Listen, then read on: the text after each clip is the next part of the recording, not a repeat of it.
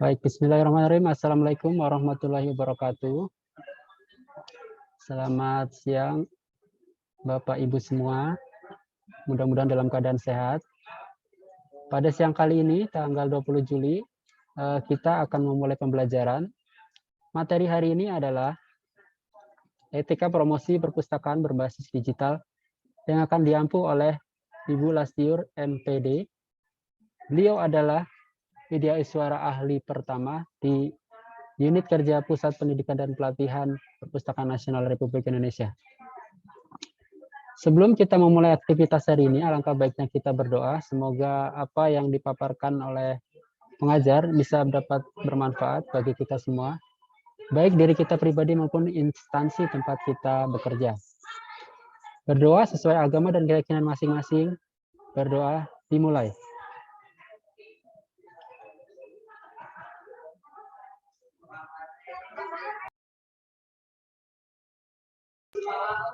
Berdoa selesai. Selanjutnya untuk mempersingkat waktu, saya serahkan kepada Ibu Lastiur untuk memaparkan materi hari ini. Silakan, Bu Lastiur. Baik, terima kasih Mas Tirto. Sekali lagi Bapak Ibu, apakah suara saya sudah terdengar dengan baik? Sudah, Bu. Sudah, ya, terima kasih. Sambil saya juga pengen mulai getting engaged gitu ya dengan Bapak Ibu.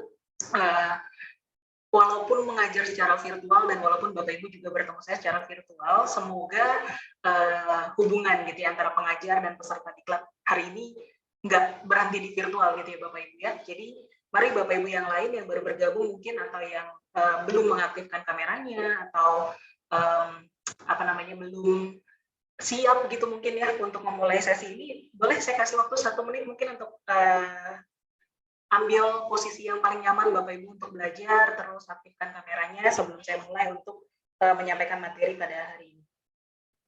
Sambil ini saya lagi mau pasang timer gitu ya Bapak Ibu ya, semoga supaya nggak terlewat juga waktunya gitu ya. Waktu yang diberikan kepada saya oleh panitia sebanyak 2 jam pelatihan, 2 jam pembelajaran, kurang lebih 90 menit ke depan. Jadi kalau saya nggak salah sampai jam 2:30 ya, betul ya Mas Dirto ya? Sampai 14.30 waktunya. Oke, terima kasih. Sampai 14.30, Bapak Ibu, kita akan belajar bersama-sama, kita akan banyak sharing juga. Kalau saya nggak salah hari ini Bapak Ibu baru mulai pembukaan ya untuk diklat ini, tadi pagi ya, harusnya sudah mulai pembukaan. Bapak Ibu sudah dijelaskan berapa lama nanti akan menjalankan pelatihan ini, terus apa saja yang akan dilalui, mata diklat apa saja yang akan Bapak Ibu ikutin gitu ya. Semoga sih sudah tersampaikan dengan baik. Dan hari ini jam 1 waktu di Jakarta, waktu Indonesia Barat, karena kalau saya lihat pesertanya, saya dikasih daftar pesertanya, kalau saya tidak salah, ini ada beberapa yang berbeda zona waktu ya dengan saya. Ada yang dari Kalimantan, ada yang dari Bali. Halo Bapak Ibu yang dari Bali, apakah sudah bergabung bersama dengan kami di sini? Ada, mohon maaf kalau saya salah ya Bapak Ibu Setiawati Maya. Ya, mic siapa tuh yang terbuka? Iya. Apakah sudah ada di sini bersama dengan kita? Kalau sudah ada boleh dibuka mikrofonnya, dibuka kameranya. Atau yang dari Kalimantan, di sini saya punya beberapa nama, ada Ibu Rini Wedayanti. Iya, Mbak, dari Kaltim. Iya, jam berapa Bu di sana Bu sekarang? Sekarang jam 2:10. Beda 1 jam kita ya Bu ya? Iya. Iya, semoga tidak mengurangi semangatnya ya Bu ya, walaupun sudah sore di sana ya. Semangat ya Bu ya? Iya, semangat.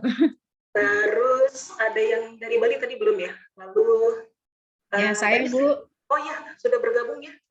Ya. Oh iya, Bu Setiawati, benar ya dari Bali ya Bu ya? Iya betul Bu. Jam berapa Bu di sana sekarang? Sama tuh jam 14.10 Bu. Oh iya, beda 1 jam kita ya.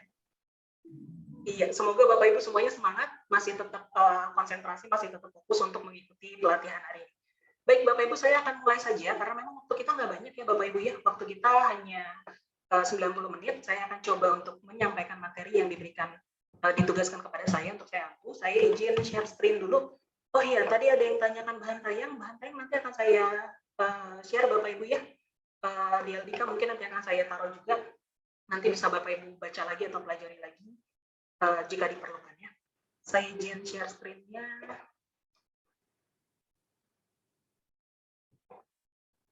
Iya, apakah sudah terlihat Bapak Ibu? Sudah, Bu. Sudah ya. Saya full screen sekarang. Apakah di Bapak Ibu sudah terlihat? Ya, sudah. Sudah ya. Oke, sebentar ya. Ya.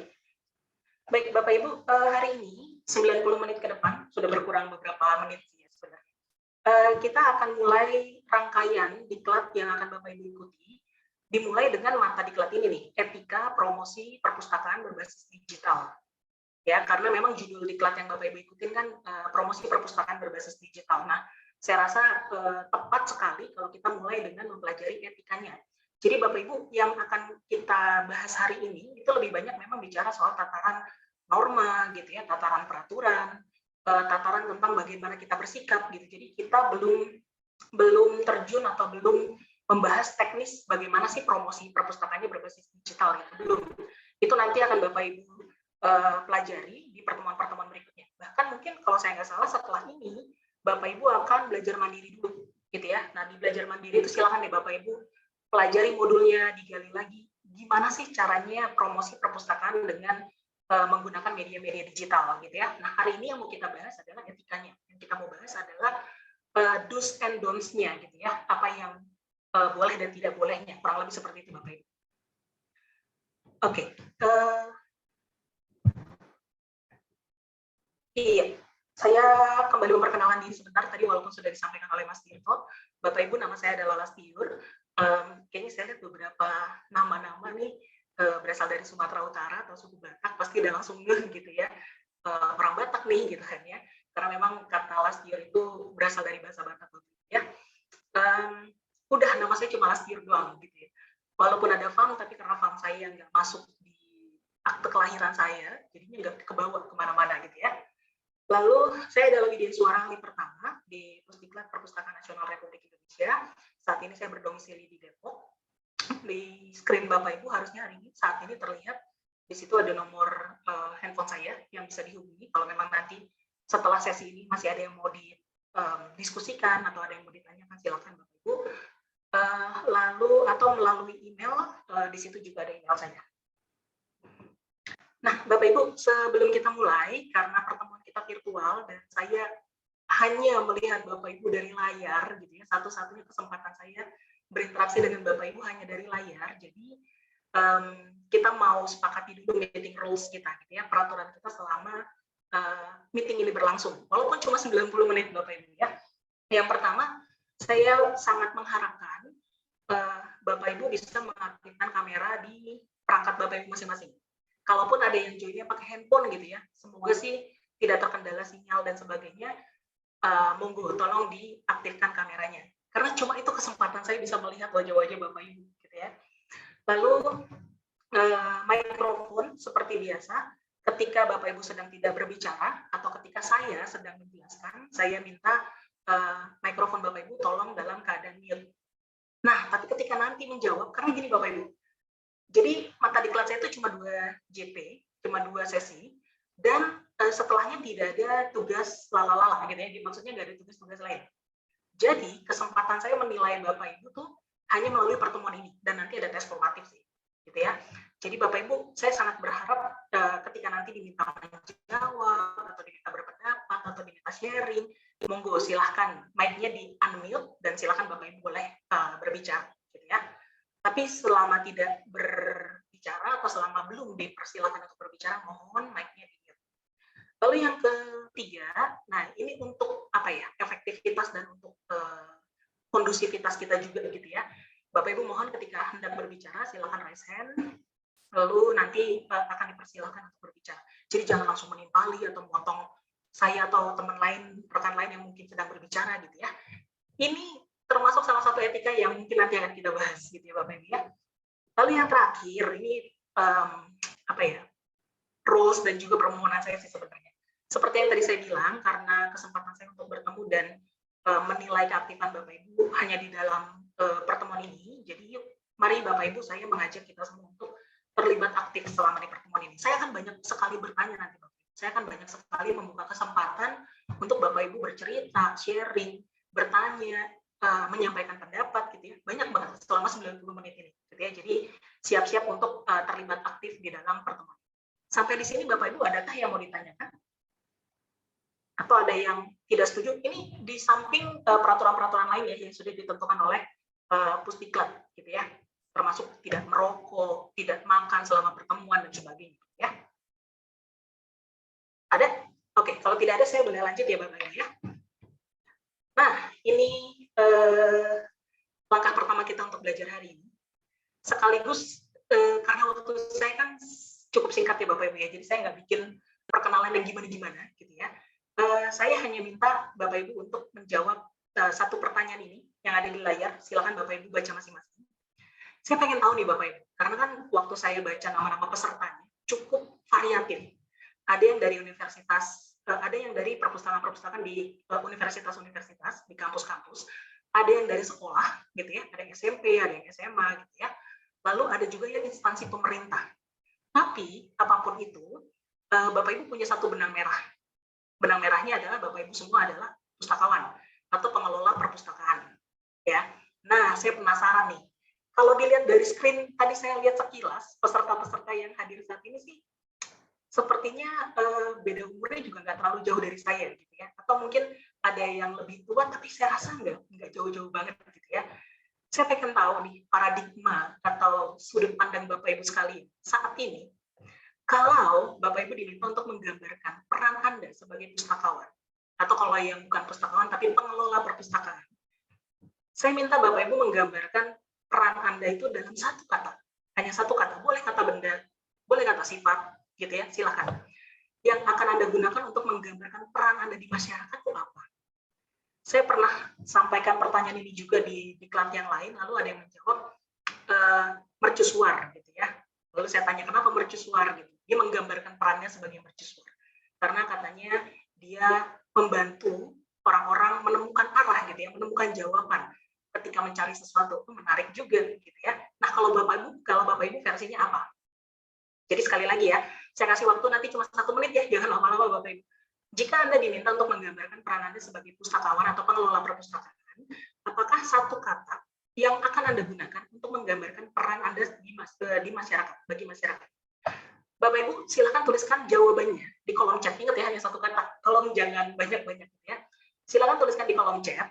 Lalu nanti saya akan pilih beberapa yang menarik gitu ya. Untuk Bapak Ibu jelaskan jawaban Anda sekaligus memperkenalkan diri. Perkenalannya cuma nama dan Anda dari mana gitu aja. Ya.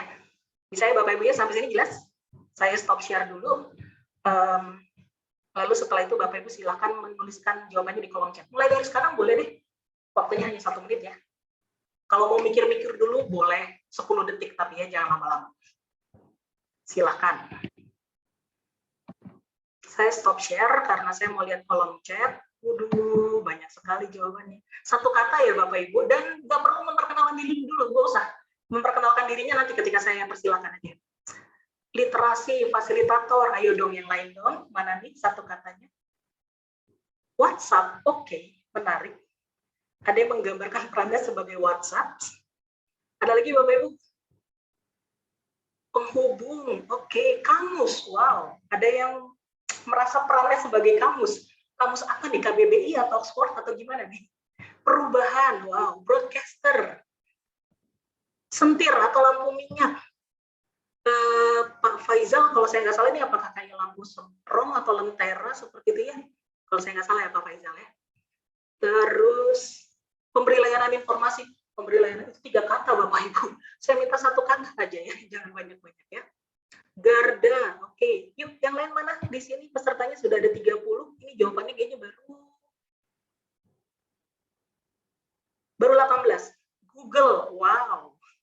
Ngalah-ngalahin ini ya, search engine ya, Google. Informator. Terus ada lagi kah Bapak Ibu? Creator, oke. Pelayan, wow, menarik nih. Ada yang menjawab pelayan. Semuanya. Ini Bapak Supriyono. Saya akan kasih kesempatan Bapak yang pertama untuk menjelaskan apa maksudnya semuanya. Ya. Ada lagi Bapak Ibu yang lain? Pelayan, garda, ada lagi kah? Oke. Ya, Pak Supriyono, silakan. Mulai dari Bapak. Kenapa Bapak jawab semuanya dan mulai dengan perkenalan diri Bapak ya? Silakan Pak. Selamat siang, Pak. Selamat siang. Boleh dibesarkan lagi volumenya? Bentar ya. Agak jauh, Pak. Halo. Ya, silakan Pak. Perkenalkan, nama saya Supriyono. Saya peserta dari Dinas Perpustakaan dan Kearsipan Kabupaten Paklawang. Kenapa saya menjawab semuanya? Sebab untuk saat ini yang kami rasakan, pustakawan di dinas kami harus terampil dalam segala hal, termasuk IT, termasuk inklusi, termasuk yang utama ya tadi perpustakaan. Makanya saya jawab semuanya tadi. Berarti Semuanya boleh harus saya bisa. simpulkan nggak? Sekarang kerjaan Bapak tuh banyak banget gitu karena Iya, harus iya. bisa semuanya. Contohnya. Bener ya? Oke. Oh wow. Langsung dipamerin loh Bapak Ibu pekerjaannya ya. Siapa yang bilang jadi pustakawan tuh gampang ya Pak ya? Terima kasih Pak Supriyono. Berikutnya yang langsung menarik perhatian saya karena ditulis dengan caps lock juga nih ya. Google. Silahkan Ibu Rini. Selamat siang, Mbak. Selamat siang. Silakan Bu. Kenapa saya bilang Google? Karena Dimulai dari perkenalan dulu Bu. Oh ya, Tolong. nama saya Rini Widayanti. Saya dari Dinas Perpustakaan Umum Kabupaten Penajam Pasir Utara, calon IKN. Jadi IKN, kenapa ya. kemudian ya kemudian kenapa saya menjawab Google? Karena di tempat saya apa-apa semuanya ditanya ke pustakawan. Jadi mau akreditasi pustakawan, ada pengunjung datang pustakawan, minta data pustakawan, semuanya pustakawan. Jadi stok informasinya harus lengkap ya Bu ya. Iya. Oke, terima kasih Bu Rini. Iya. Peran Anda berarti luar biasa besar di masyarakat ya. Satu lagi, saya mau ke yang menjawab broadcaster. Menarik. Ibu atau Bapak Ibu ya kayaknya. Ibu Astin Istiarni, silahkan. Baik, Assalamualaikum, selamat siang. Saya Waalaikumsalam. Atin Istiarni dari Universitas Muhammadiyah Magelang. Ya, silakan Mbak. Broadcaster itu kan sebagai penyiar ya, jadi karena berhubungan dengan tugas saya sebagai pengelola promosi, bagian promosi, jadi harus mengabarkan kebaikan-kebaikan yang ada di perpustakaan, begitu Mbak. Terima Iya. kasih. Nah, ini saya mau garis bawahi jawabannya buat Din. Yang dikabarkan kebaikan-kebaikan ya Mbak ya. Iya Mbak, karena ini berkaitan dengan tugas sebagai promosi itu kan mengenalkan dan mengajak gitu ya, Oke. mengenalkan perpustakaan kepada halayak luas. Berarti isi diklat ini harusnya Mbak Tin udah khatam lah ya, udah lulus karena pekerjaan sehari-hari gitu ya. Semoga apa yang kami berikan nanti bermanfaat ya Mbak ya untuk Amin. pekerjaan. Terima kasih. Terima kasih. Satu lagi deh yang saya penasaran nih, ini Bapak kayaknya, Bapak atau Ibu, maaf kalau salah ya, Jalinur yang menjawab WhatsApp. Saya langsung ngecek handphone saya, emang mirip pustakawan ya WhatsApp. Silakan Ibu, silakan. Ya, selamat siang Ibu. Perkenalkan saya Jalinur dari UHAMKA. Kenapa saya menggambarkan pustakawan itu sebagai WhatsApp? Selain kita menyebarkan informasi, biasanya kita apalagi untuk pustakawan di perguruan tinggi ya Mbak, kita itu pasti dimintain untuk setidaknya mendekatkan diri kepada mahasiswa. Misalnya ada masalah apa dengan dosennya atau penelitiannya, kita juga diminta dengan hal itu. Jadi bisa chattingan juga kapanpun dan dimanapun. Seperti itu kurang lebih. Bisa bikin grup juga dong Mbak berarti. Iya benar, bisa bikin grup juga. Ibu Jalinur di UHMK yang mana nih? Saya di Limau, Kebayoran. Kebayoran, oke. Yang pascanya? Gimana? Yang pascanya bukan? Bukan, saya yang di pusatnya Mbak. Oh, di Kalau pusat. pasca sarjana di Warung Buncit, saya di Gandaria, kampusnya. Terima kasih Mbak Jalinur. Menarik ya Bapak Ibu. Jadi sebenarnya ini satu langkah awal saya mau menyadarkan Bapak Ibu betapa besarnya peran Bapak Ibu di masyarakat. Seperti yang tadi pertama kali saya sampaikan ke Pak Supriyono ya. nggak gampang jadi pustakawan, gitu ya. Nggak gampang jadi pengelola perpustakaan. Yang bilang jadi pustakawan tuh gampang siapa, gitu ya. Suruh menghadap Bapak Ibu dan dudukin di samping Bapak Ibu, gitu ya, biar melihat bagaimana besarnya peran Bapak Ibu di masyarakat. Karena itu, Bapak Ibu, kalau kita sebagai pustakawan atau pengelola perpustakaan udah capek-capek nih ya, dalam tanda kutip lah ya, capek-capek kerja keras mengelola perpustakaan kita, apa ya, menyusun koleksi-koleksi kita atau memilih gitu ya, dalam mengembangkan koleksi kita pilih-pilih koleksi yang terbaik, koleksi yang bermanfaat gitu. Tapi ternyata kok yang datang sepi ya, gitu ya. Tapi ternyata kok yang datang itu aja gitu. Nah, itulah sebabnya Bapak Ibu kami membuat sebuah kurikulum untuk diklat promosi supaya apa yang kita lakukan, apa yang Bapak Ibu telah lakukan sampai nih ke masyarakat informasinya, gitu. Dan mereka dan masyarakat tertarik untuk datang ke perpustakaan yang Bapak Ibu kelola, gitu ya. Jadi terima kasih banyak untuk jawaban-jawaban Bapak Ibu. Saya akan lanjutkan. Oh iya, karena ini juga masih hari pertama ya di diklat ini Bapak Ibu. Jadi kalau merasa belum kenal teman-temannya, monggo silahkan dilanjutkan di luar pertemuan ini untuk kenalannya ya. Seperti tadi juga sepertinya belum ada kesepakatannya. Siapa yang akan jadi ketua kelas? Silahkan dibicarakan lagi nanti setelah ini ya. Saya lanjut untuk share screen saya akan lanjutkan materinya. Bapak Ibu boleh sambil terus siapkan jarinya di mikrofon gitu ya. Karena kalau nanti saya minta Bapak Ibu berpendapat ya silakan berpendapat lagi. Saya udah share screen Bapak Ibu, apakah sudah terlihat kembali di screen Bapak Ibu? Halo? Iya, sudah Mbak. Sudah Mbak. Kita lanjut ya. Nah, apa yang akan kita pelajari hari ini? Jadi ada 3 topik besar, ada 3 materi besar yang akan kita bahas Bapak Ibu. Yang pertama adalah konsep dasar etika dalam promosi berbasis digital. Kita akan mulai dari pengertian apa itu etika dan bagaimana sih etika dalam promosi perpustakaan, khususnya dengan menggunakan media digital. Lalu yang kedua, Bapak Ibu, saya bersyukurnya di negara kita sudah banyak sekali jaminan hukum gitu ya, sudah banyak sekali produk hukum yang menjamin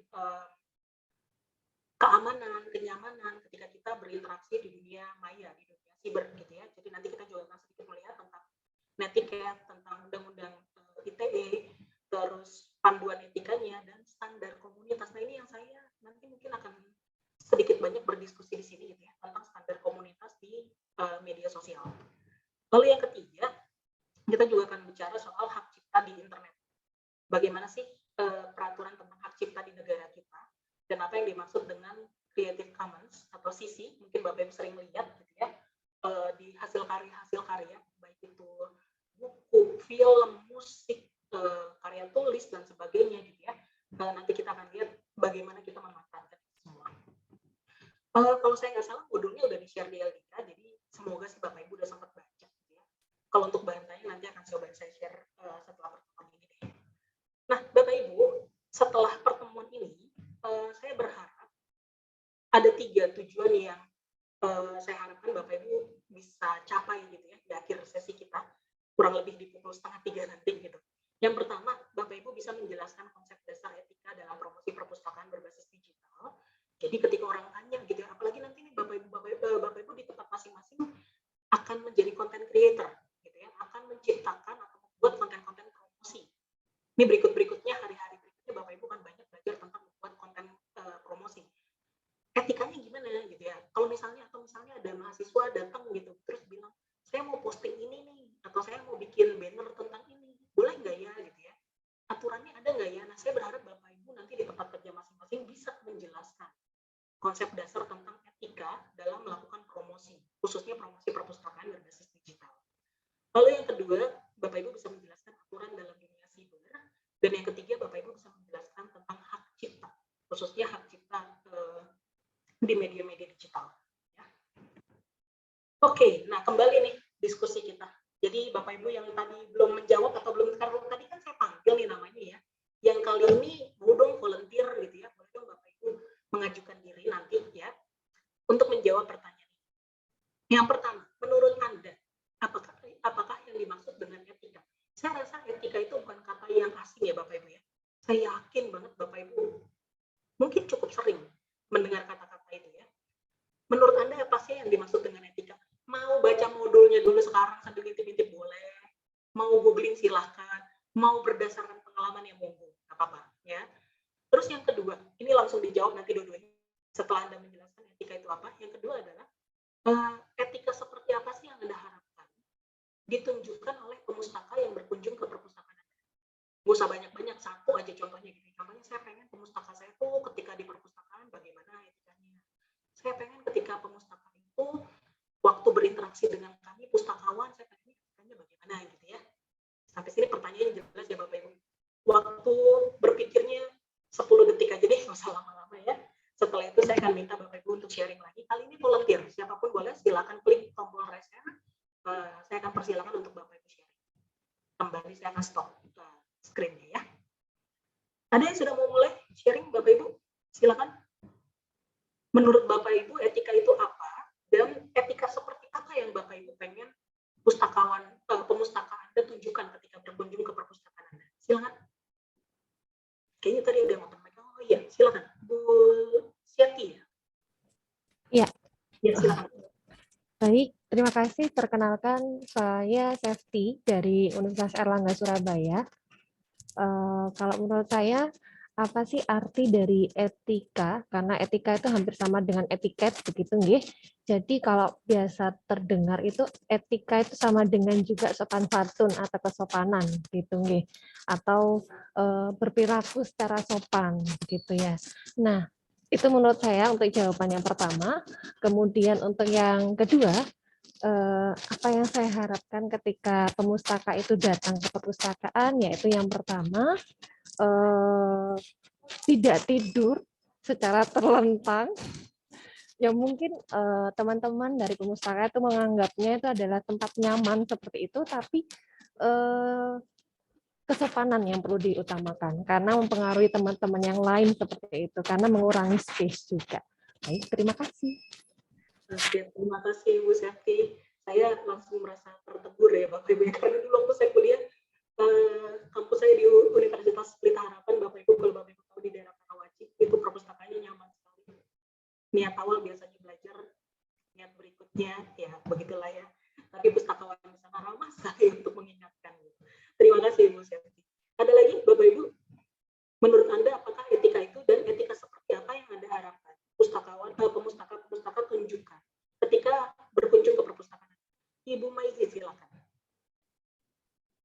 Baiklah, perkenalkan saya Maizi Latifah dari Unima Model Padang. Menurut saya etika itu aturan dalam bertindak. Jadi sebelum kita akan melakukan sesuatu itu ada aturannya gitu. Terus harapan kepada pemustaka ketika datang ke perpustakaan itu ialah saya berharap pemustaka itu lebih banyak membaca di sini maksudnya itu membaca aturan yang telah dibuat di perpustakaan. Jadi ketika mereka datang nggak langsung nyeleweng masuk ke perpustakaan tanpa membaca aturan yang telah dituliskan gitu. Terima kasih. Iya, terima kasih Bu Maizi. Ada satu kata yang saya garis bawahi tadi ya, ada aturan gitu ya. Etika itu adalah aturan bagaimana harus bersikap gitu. Dan benar ya Bapak Ibu ya, kalau datang ke perpustakaan atau ke tempat-tempat lain gitu ya, biasakan untuk membaca keterangan, membaca ya sains-sains yang ada lah ya gitu ya. Apalagi kalau Bapak Ibu datang ke Perpustakaan Nasional di Medan Merdeka Selatan, kalau main nyelonong aja seperti tadi Ibu Maizi bilang, ya udah gitu ya, bisa tersesat di 24 lantai yang ada gitu ya. Jadi penting sekali memang untuk membaca petunjuk-petunjuk yang ada. Terima kasih. Bapak-bapak, bolehkah saya minta volunteer satu orang untuk menjawab? Tadi udah ada 2 ibu-ibu, terima kasih banyak. Bapak-bapak, adakah yang mau menjawab etika itu seperti apa dan etika seperti apa yang Bapak-bapak harapkan untuk ditunjukkan oleh pemustaka ketika datang nih ke perpustakaan Bapak sekalian? Ini udah spesifik banget nih saya mintanya Bapak-bapak. Adakah yang mau menjawab? Oke, ini dari Pak Faisal bilang, suara saya naik turun, apakah Bapak Ibu yang lain juga merasakan hal yang sama? Merasakan, mendengar hal yang sama? Iya ya, nggak stabil ya? Aduh, mohon maaf ya Bapak Ibu ya. Apakah jaringan saya? Stabil kok Bu, stabil. Oke. Oke, dari Bapak-bapak tidak ada? Baiklah, kalau tidak ada, saya berharap di kesempatan berikutnya Ada ya yang mau sharing Bapak-Bapak ya? Saya lanjutkan sebentar lagi Bapak-Ibu ya. Kalau Bapak Ibu sudah membaca sedikit modulnya, gitu ya, mungkin ada yang sudah buka-buka modulnya dan sudah membaca-baca etika itu seperti apa, dan tadi sempat disinggung tuh, etika itu kadang disamakan dengan etiket gitu ya, atau orang ada yang ngomong beretika dong, atau kadang-kadang beretiket dong gitu ya. Bapak Ibu silakan dibaca di modulnya masing-masing. Etika dan etiket itu punya perbedaan gitu ya. Oke, saya sudah share screen. Apakah sudah kembali terlihat Bapak Ibu? Sudah ya, oke. Nah Bapak Ibu, kalau tadi kita udah bahas etika menurut Bapak Ibu dan juga apa sih yang Bapak Ibu harapkan gitu ya, ditampilkan atau ditunjukkan oleh pemustaka-pemustaka yang datang. Kita mau pelajari dulu. Etika itu adalah, saya lebih suka bilangnya sebagai norma moral gitu Bapak Ibu ya. Moral dan prinsip yang menjadi panduan perilaku manusia. Nah, kalau Bapak Ibu lihat di modul, itu ada pendapat dari Rich yang menyatakan bahwa etika itu adalah pendekatan sistematik untuk, nah itu saya kasih warna yang berbeda, untuk memahami, untuk menganalisis, dan membedakan permasalahan benar dan salah, baik dan buruk, serta mengagumkan dan menyedihkan, karena berhubungan dengan kesejahteraan dan hubungan di antara makhluk hidup. Jadi, kalau saya boleh tambahkan jawaban-jawaban tadi Bapak Ibu jawaban Ibu-Ibu tadi yang sudah sharing gitu ya, ada satu hal yang bisa kita simpulkan, bahwa etika itu berhubungan juga dengan bagaimana kita berhubungan dengan orang lain. Sampai sini apakah Bapak Ibu setuju? Kalau setuju ngangguk-ngangguk, kalau nggak setuju geleng-geleng gitu ya. Etika kita itu berhubungan, itu akan berdampak dengan hubungan kita ke orang lain. Tadi yang seperti Ibu Maizi bilang misalnya ya, ke perpustakaan main nyelonong aja gitu ya, sampai akhirnya nanti giliran ada apa-apa atau ada kebingungan, baru deh nanya pustakawan gitu ya. Atau tadi dibilang di perpustakaan tidur gitu, sehingga mengganggu orang lain gitu. Sampai sini Bapak Ibu bisa melihat relasinya gitu ya, bagaimana etika itu akan berdampak dengan hubungan kita dengan bukan cuma manusia, malah ya dengan sesama makhluk hidup yang lain. Nah, seperti yang tadi saya sampaikan, etika dan etiket itu berbeda Bapak Ibu ya. Kalau sopan santunnya atau cara bicara, bagaimana cara berbicaranya, bagaimana cara menyapanya, nah itu masuk etiket gitu ya. Jadi kalau mungkin Bapak Ibu yang pernah datang ke tempat yang berbeda itu merasakan bedanya ngomong.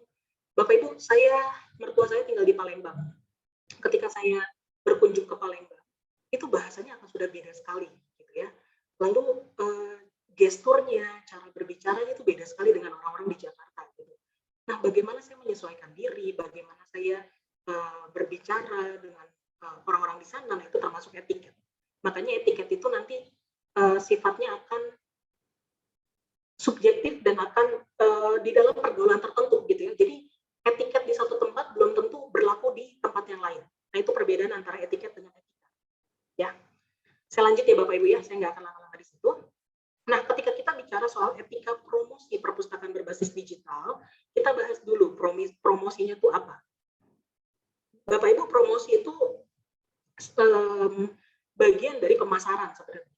Ya, ketika Bapak Ibu melakukan pemasaran atau Bapak Ibu punya produk, entah barang atau jasa yang ingin disampaikan atau yang ingin dijual gitu ya, Bapak Ibu akan melakukan promosi.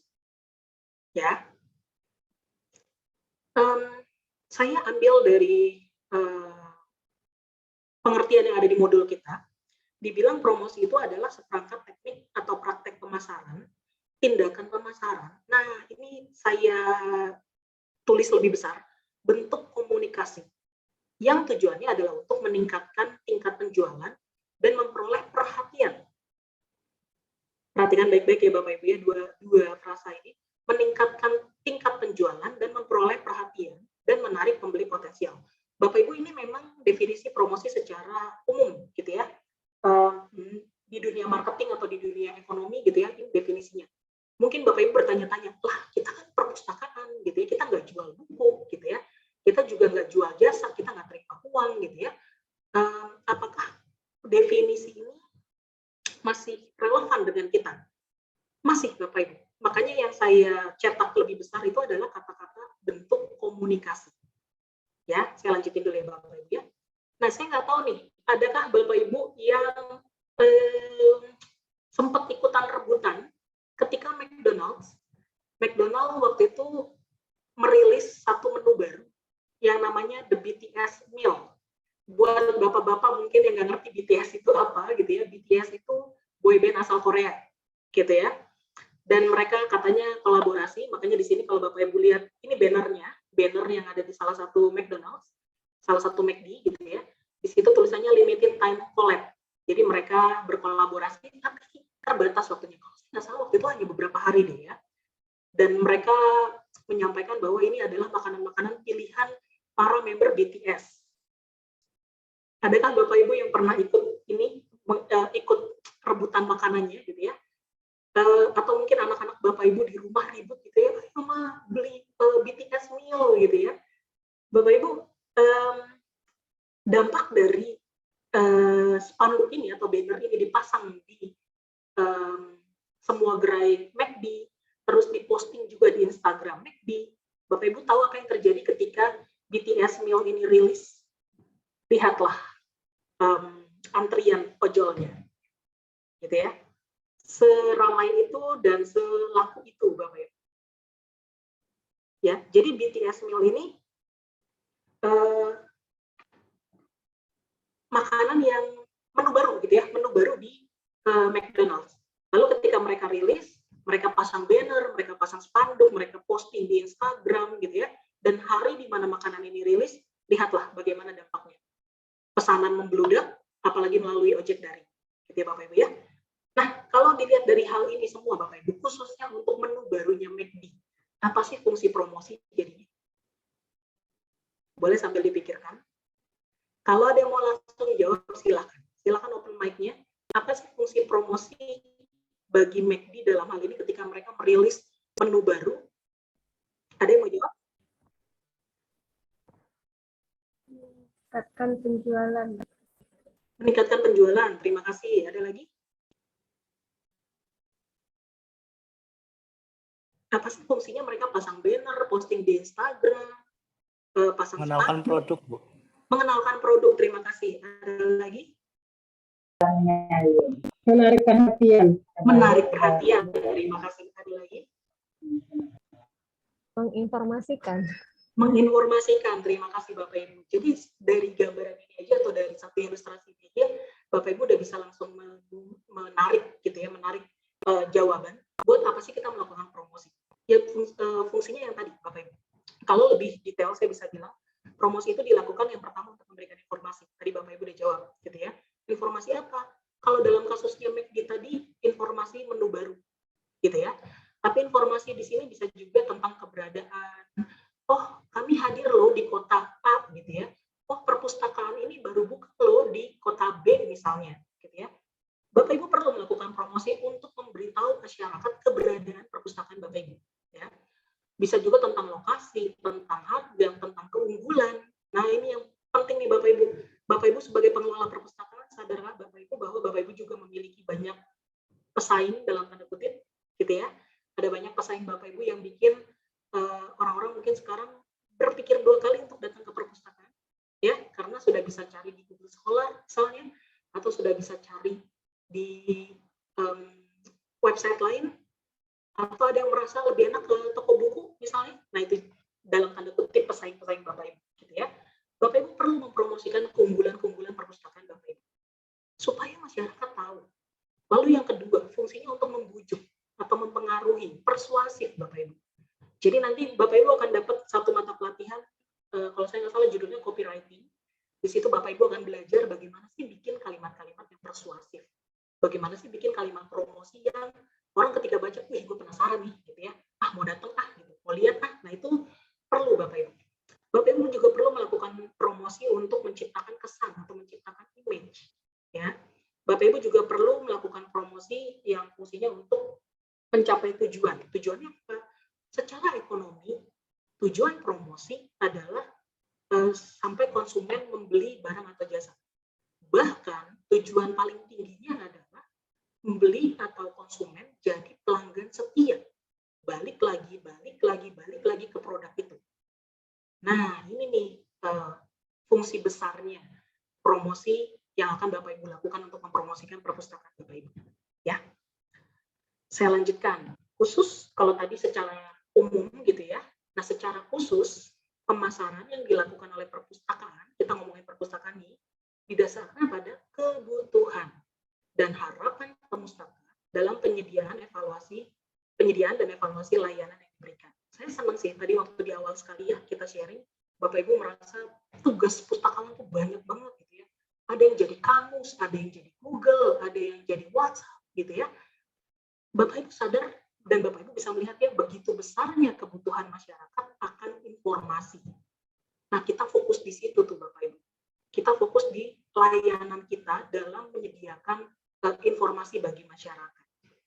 Itu yang menjadi titik promosi kita. Nanti berikutnya akan mengikuti tuh promosi tentang fasilitas mungkin, promosi tentang koleksi-koleksi yang Bapak Ibu punya, promosiin tentang kegiatan-kegiatan. Saya bangga sekali melihat perpustakaan sekarang tuh udah banyak kegiatannya gitu ya. Jadi orang bukan cuma datang baca gitu, tapi ada yang memberikan storytelling, ada yang mendongeng buat anak-anak, ada yang jadi bahan, ada yang jadi tempat bedah buku gitu ya. Biasanya di kampus-kampus tuh banyak kegiatan bedah buku gitu. Itu yang kita promosikan Bapak Ibu. Kita lihat kebutuhan masyarakat, kita lihat harapan pemustaka kita. Disitulah kita akan melakukan promosinya. Ya. Nah, kalau tadi tentang promosi, sekarang kita bahas tentang yang berbasis digital. Bapak Ibu, media promosi itu banyak. Media promosi banyak. Bisa dari iklan TV, bisa dari koran, bisa tadi yang kayak McD pasang di setiap gerainya ya, bikin banner, bikin spanduk gitu ya. Media digital itu adalah salah satu media promosi. Jadi Bapak Ibu setelah mengikuti pelatihan ini, boleh silakan dikembangkan promosi digitalnya, tapi jika suatu saat ada kendala dengan promosi digital ya jangan mentok gitu ya, jangan berhenti pasrah gitu ya, saya nggak mau lagi promosi karena media digitalnya nggak gitu ya. Media digital itu adalah salah satu promosi. Tapi kenapa ini yang kita bahas dan kenapa ini yang sampai ada mata diklatnya, Bapak Ibu sadarkah bahwa sekarang dunia kita sudah bergerak ke dunia digital? Semua serba aplikasi. Bahkan kita diklat sekarang aja pakai aplikasi digital gitu ya. Mau beli bensin sekarang katanya harus pakai aplikasi juga. Mau banyak deh ya, mau masuk ke mall gitu ya harus scan sana sini. Semuanya berbasis digital. Jadi karena itu sebagai pemustaka kita juga harus ikutin perkembangan zaman, ikutin eranya gitu ya, dan menjadi orang-orang yang memanfaatkan teknologi. Ya. Promosi berbasis digital itu menitik beratkan pada penggunaan teknologi digital dalam kegiatan promosi.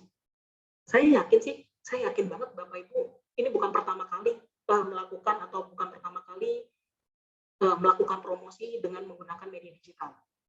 Ya, kalau sampai hari ini, apakah Bapak Ibu ada yang di sini perpustakaannya belum punya akun pribadi atau akun mandiri di media sosial, di Instagram, di Facebook gitu ya? Saya udah ngelihat banyak perpustakaan kampus pun gitu ya, perpustakaan universitas pun udah punya sosial medianya sendiri. Nah, itu bagian dari bagaimana Bapak Ibu mencoba mempromosikan layanan dengan bantuan media digital. Ya. Keuntungannya, promosi yang Bapak Ibu lakukan akan lebih interaktif, jangkauannya lebih luas, lebih murah untuk beberapa hal ya Bapak Ibu ya, lebih murah dan juga dapat menargetkan pangsa pasar tertentu. Ya, nanti kita akan bahas ke belakangnya. Nah, Bapak Ibu kalau Bapak Ibu sudah pernah melakukan promosi menggunakan sosial media atau promosi menggunakan media-media digital, terus bagaimana aturannya? Nah, kita mau sedikit pay attention di sini Bapak Ibu ya. Penggunaan media digital sebagai promosi perpustakaan itu tantangan atau peluang? Silakan dipikirkan. Saya nggak minta dijawab sekarang karena saya akan minta dijawab di akhir sesi. Ya, nanti di akhir sesi pertanyaan ini akan muncul lagi. Sebenarnya ketika kita promosi pakai media digital tuh tantangan atau peluang, gitu ya. Sebelum kita bahas lebih lanjut, Bapak Ibu, di dalam dunia cyber ketika kita berselancar gitu ya di dunia maya, Bapak Ibu harus memperhatikan tentang netiquette. Netiquette itu diambil dari kata network etiket atau etika berinternet, gitulah ya. Tadi saya udah bahas di depan, etiket itu bicara soal sopan santun, ya Bapak Ibu ya. Nah, berarti netiket itu adalah sopan santun yang kita tunjukkan ketika kita berinteraksi dalam jaringan internet atau di dalam dunia maya.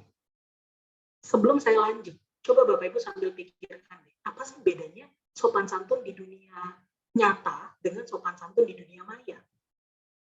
Silakan berpikir 15 detik kali ya, nggak usah lama-lama ya. Saya mau stop share screen dulu. Boleh dong, saya minta tolong Bapak-Bapak yang share hari ini ya, sekarang ya. Apa sih bedanya sopan santun atau etiket di dunia maya dengan di dunia nyata? Atau menurut Bapak Ibu nggak beda, sama aja kok Bu, gitu ya. Di dunia maya begini, di dunia nyata juga begini, gitu ya. Boleh kok, kalau jawabannya ternyata nggak beda, sama, silahkan. Saya stop share dulu, karena saya mau lihat Bapak Ibu. Ada Bapak-Bapak yang sudah mau share? Apa sih perbedaan etiket atau sopan santun di dunia maya ketika kita menggunakan dunia digital dengan di dunia nyata ketika kita berinteraksi secara langsung dengan orang-orang di sekitar kita? Kalau tidak ada ya saya menggunakan ini ya, hak prerogatif. Oh sudah, Pak Supriyono silakan. Kalau menurut saya yang membedakannya lebih ke ketemuannya, Mbak. Bu. Gimana? Kalau di dunia nyata kan kita lebih tatap muka gitu. Kalau di dunia maya lebih ke komunikasi aja gitu. Cara berkomunikasinya. Oh, ada bedanya nggak Pak ketika Bapak berkomunikasi secara langsung dengan tatap muka dengan nggak langsung tatap muka? Pastinya ada. Ada ya? Apa tuh Pak kira-kira? Ya, kalau di dunia maya kita seperti lebih gimana ya? Tidak terkontrol gitu. Tidak terkontrol, oke. Ya. Ada lagi Pak? Dibandingkan dengan bertatap muka langsung gitu kan. Kalau bertatap muka langsung masih ada kontrol diri gitu kan. Kalau ngobrol langsung tuh lebih menahan diri gitu ya? Ya. Oke. Terima kasih Pak Supriyono. Pak Faisal silakan.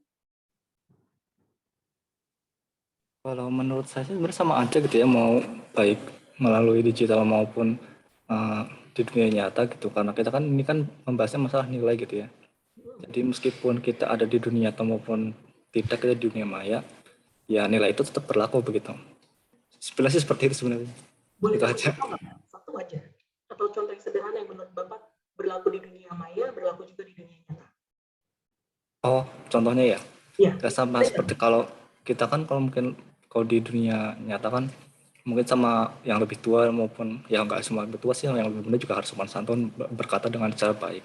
Itu kan kalau misalnya nilai-nilai itu kita bawa sampai ke dunia maya juga kan kita istilahnya akan berkata pun berkomentar pun akan lebih baik juga, seperti itu sih. Iya, betul. Terima kasih banyak Pak Faisal. Bapak Ibu yang mungkin sampai semester lalu ya, kalau semester ini kayaknya anak-anak udah kembali mulai ke sekolah ya Bapak Ibu ya.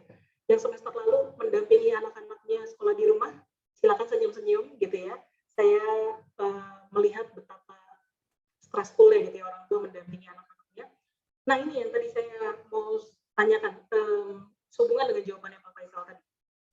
Misalnya dengan orang yang lebih tua, Bapak Ibu, anak-anak Bapak Ibu waktu sekolah online, manggil gurunya apa? Tetap Bapak dan Ibu guru, tetap Miss dan Mister. Benar ya? Ada nggak yang manggil nama? Misalnya nama gurunya Rudi gitu ya. Rudi gitu, mau nanya dong gitu. Ada nggak?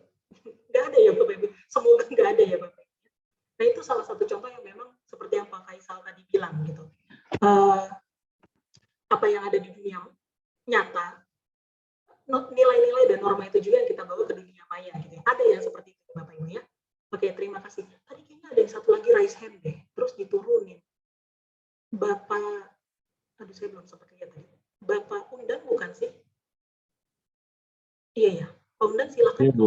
Iya, silakan. Kalau menurut saya itu ya dilanjutkan dari bapak-bapak yang sebelumnya itu sama saja.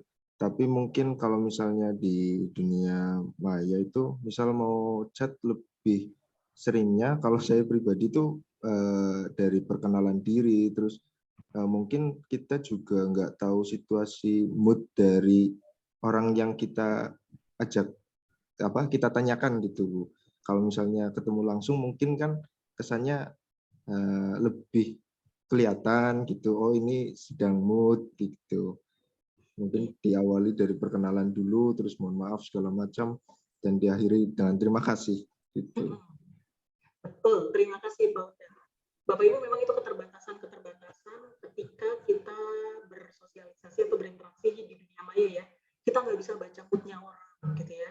Atau kalau Bapak Ibu pesan kirim WhatsApp misalnya melalui handphone Bapak Ibu gitu ya, kita main ketik aja kan, gitu. Kita misalnya mau protes sama teman kita gitu, tadi belum bayar makan tuh, 20.000 pakai uang saya gitu misalnya kan. Kita main ketik aja gitu ya. Kita nggak tahu teman kita mungkin lagi kesel atau uangnya hilang mungkin gitu ya Bapak Ibu. Itu memang keterbatasan ketika kita berkomunikasi dan berinteraksi di dunia maya. Baik Bapak Ibu, saya berterima kasih untuk jawaban-jawaban yang diberikan. Kayaknya saya nggak perlu jelasin panjang lebar gitu ya, karena Bapak Ibu sudah bisa membaca, menangkap. Ternyata memang etika atau peraturan-peraturan di dunia nyata itu berlaku juga kok di dunia maya Bapak Ibu. Ya, saya coba share screen lagi, semoga sudah terlihat. Oke, Bapak Ibu, netiquette, sopan santun, berinteraksi di dalam dunia maya itu gak akan jauh beda dengan ketika kita sopan santun berinteraksi di dunia nyata. Ya, seperti yang tadi saya gambarkan. Ketika kita, kalau saya WhatsApp misalnya papa saya gitu ya, saya akan tetap panggil papa saya papa di WhatsApp gitu. Saya nggak akan ganti dia jadi nama gitu ya. Itu nggak mungkin Bapak Ibu, karena memang ada norma-norma yang tetap berlaku sekalipun kita berinteraksi lewat dunia maya. Apa hubungannya dengan promosi? Bapak Ibu, oke, ini pengertian etiket saya lanjutkan saja ya Bapak Ibu ya.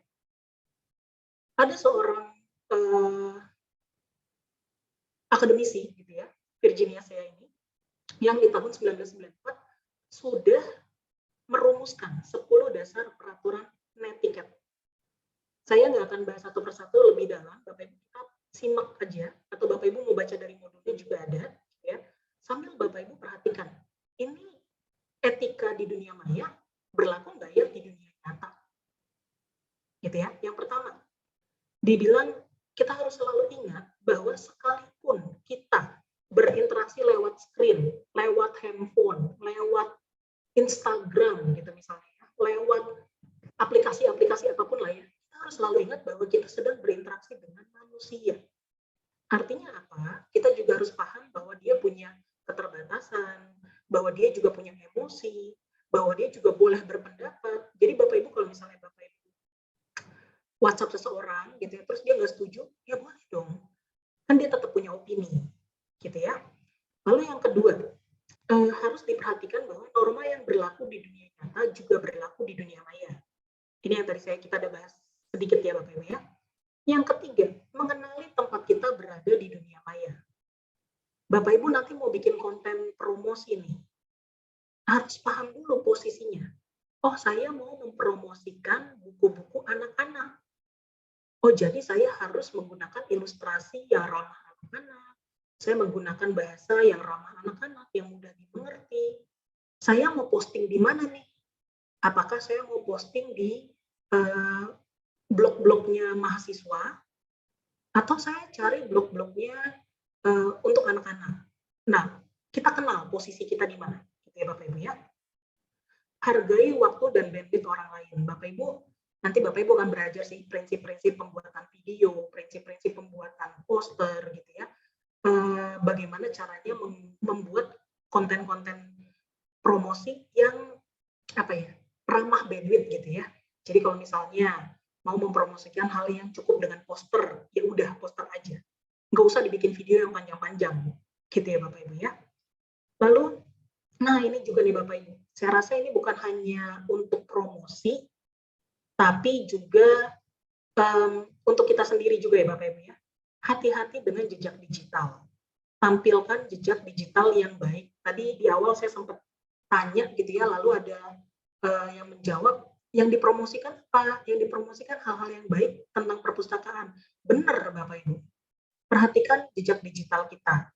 gitu ya, poster-poster yang kita bikin, player-player yang kita upload, iklan-iklan atau misalnya video-video yang kita buat, gitu ya, Bapak Ibu harus perhatikan dengan baik-baik. Apakah itu berdasarkan norma sopan santun yang berlaku, atau ada hal-hal yang sepertinya perlu diedit, atau oh kayaknya bahasa ini nggak cocok nih untuk daerah ini, gitu ya, itu perlu diwaspadai.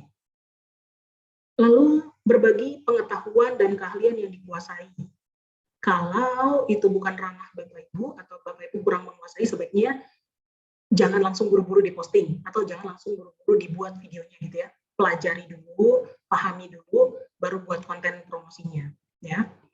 Perhatikan opini dan emosi seperti yang tadi terakhir tuh disampaikan. Kadang kita nggak tahu nih emosinya orang seperti apa gitu ya.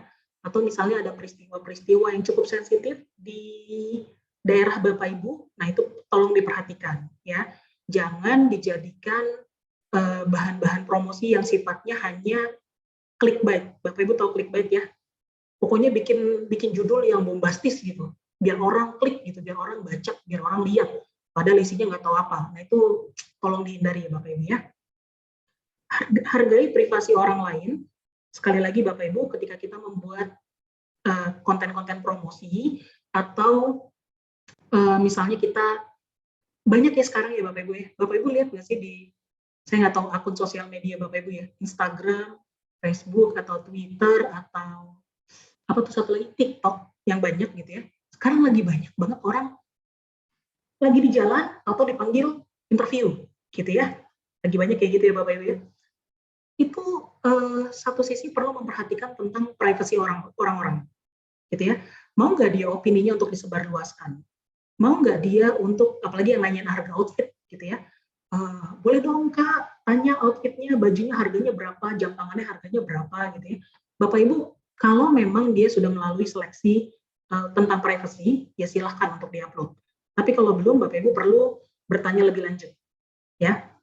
Contohnya Bapak Ibu mau mewawancarai pemustaka.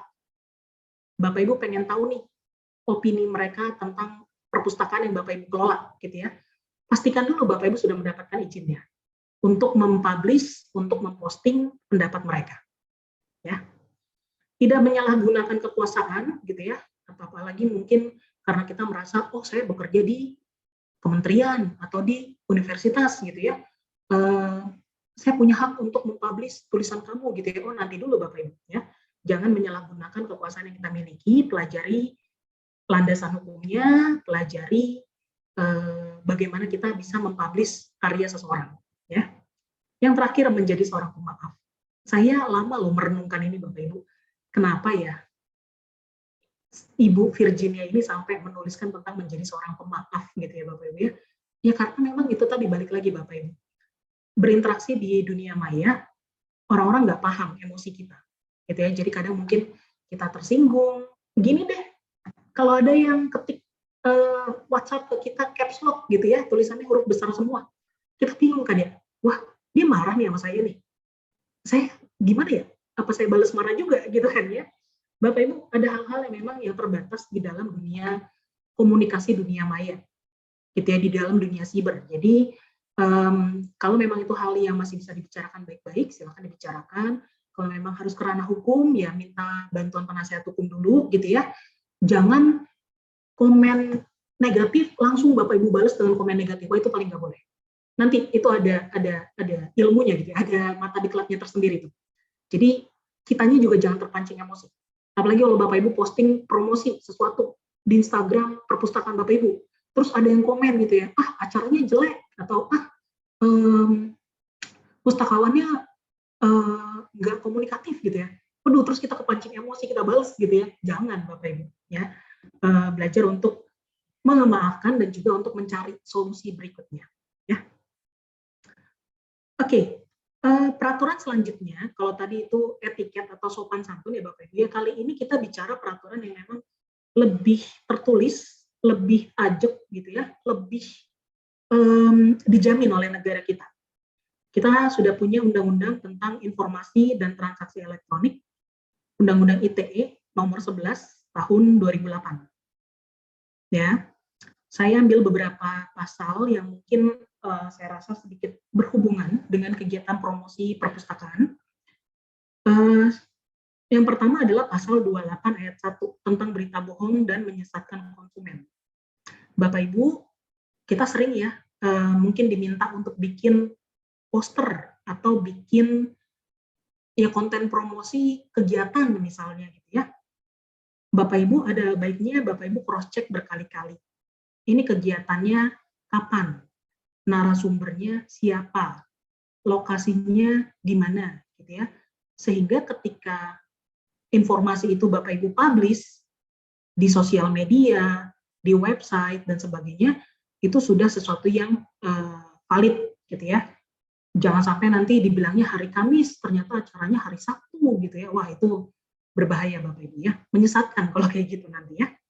Atau pasal 28 ayat 2. Di sini Undang-Undang ITE-nya pasal 28 ayat 2 tentang SARA. Nah, ini sekali lagi Bapak Ibu.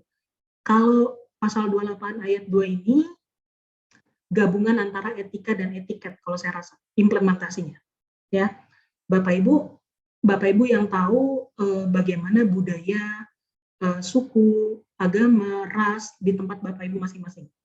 Apalagi seperti yang tadi saya bilang ya, kita pesertanya hari ini cukup beragam. Dari Pulau Jawa ada, Pulau Sumatera ada, Pulau Kalimantan ada, Pulau Bali ada. Mohon maaf kalau belum tersebut yang lain, apakah dari Pulau NTT, NTB ada, silakan nanti Bapak Ibu pikirkan masing-masing. Apa nih konten-konten yang tidak menyinggung SARA di tempat saya bekerja. Karena sekali lagi Bapak Ibu, mungkin ada hal-hal yang berbeda gitu ya, satu sama lain. Ada yang mungkin kalau saya posting di Jakarta, aman-aman aja gitu. Tapi ternyata kalau di Bali misalnya, oh ternyata yang ini nggak boleh gitu ya, atau yang ini akan menyinggung satu kelompok nih. Nah itu Bapak Ibu tolong diperhatikan baik-baik gitu ya, karena landasan hukumnya juga sudah jelas sekarang ini di negara kita ya. Lalu ada juga pasal 29 tentang ancaman kekerasan dan menakut-nakuti. Nah ini juga nih Bapak Ibu ya, hati-hati ketika apa ya, mungkin mengingatkan pemustaka gitu ya, ayo kembalikan koleksi. Kalau tidak nanti kami jemput misalnya gitu ya, jangan ya Bapak Ibu ya, jangan sampai seperti itu. Gunakan kalimat-kalimat yang memang persuasif, yang memang bisa membujuk, yang memang bisa mengajak, bukan mengancam, apalagi menakut-nakuti. Bapak Ibu boleh mungkin sekarang nih kalau mau sambil browsing gitu ya, silakan di-download aja undang-undangnya, dipelajari bareng-bareng sama instansi Bapak Ibu ya, jangan cuma Bapak Ibu. Tapi pengelola perpustakaan yang lainnya, kalau Bapak Ibu di kampus, berarti rektor, dekan mungkin perlu diajak diskusi juga untuk merumuskan kebijakan sesuai dengan undang-undang ini, gitu ya. Kalau Bapak Ibu di sekolah, mungkin boleh ngajak wakaseknya atau mungkin kepala sekolahnya untuk bareng-bareng membahas ini, gitu ya. Oke, sebentar. Nah, etika penggunaan sosial media. Bapak Ibu kalau lihat gambar sebelah kanan, di situ ada banyak sekali logo sosial media. YouTube, Instagram, Twitter, WhatsApp, Line, dan sebagainya. Boleh nggak sebentar aja, 5 detik atau 10 detik lah boleh. Cek handphone masing-masing. Ada berapa sosial media yang ada di dalam handphone Bapak Ibu? Gitu ya. Ini mumpung saya bolehin buka HP nih ya. Silakan dicek. Ada berapa sih sosial media yang Bapak Ibu punya, yang Bapak Ibu install, yang Bapak Ibu download, dan ada di dalam perangkat Bapak Ibu masing-masing. Belum lagi yang ada di dalam laptop Bapak Ibu. Gitu ya. Sadarkah Bapak Ibu kalau setiap harinya distraksi, gangguan yang ada di dalam diri kita itu kebanyakan dari sosial media ini. Capek kerja, buka handphone, buka Instagram, lihat YouTube gitu ya. Sampai rumah istirahat sebentar sambil lihat Instagram, lihat Twitter, lihat Facebook gitu ya Bapak Ibu ya. Tapi pertanyaannya, sejauh ini adakah Bapak Ibu menyadari bagaimana penggunaan sosial media? Ya.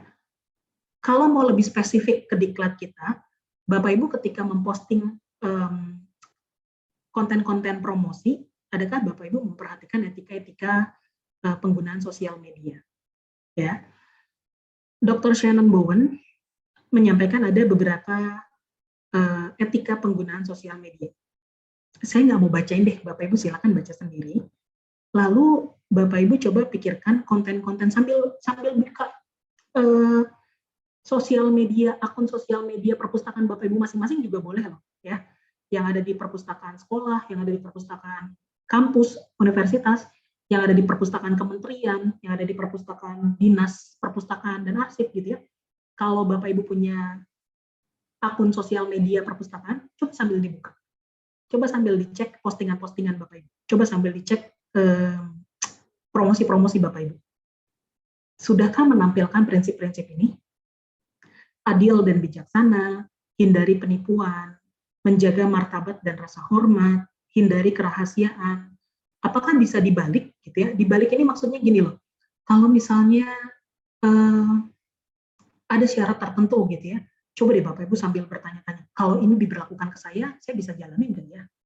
Gitu ya, itu maksudnya bisa dibalik gitu.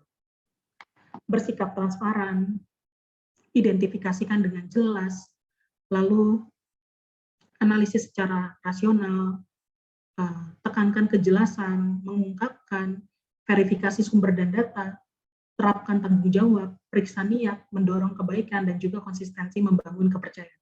Bapak Ibu, saya hanya bisa tarik benang merahnya dari 15 etika ini, dari 15 prinsip etika ini adalah bagaimana kita ketika memposting sesuatu, pertama yang kita posting adalah hal yang benar, yang kedua yang kita posting adalah hal yang bermanfaat, gitu ya, hal yang memang bermanfaat bagi masyarakat, hal yang memang bermanfaat bagi perpustakaan kita, bukan menjatuhkan perpustakaan kita, bukan malah bikin perpustakaan kita dapat stigma-stigma negatif atau dapat persepsi-persepsi jelek dari masyarakat. Itu aja sih sebenarnya benang merahnya. Ya. Lalu, nah ini standar komunitas media sosial. Bapak Ibu, saya bahas sebentar. Setelah itu, kayaknya kita masih punya waktu sedikit. Saya pengen Bapak Ibu sharing deh.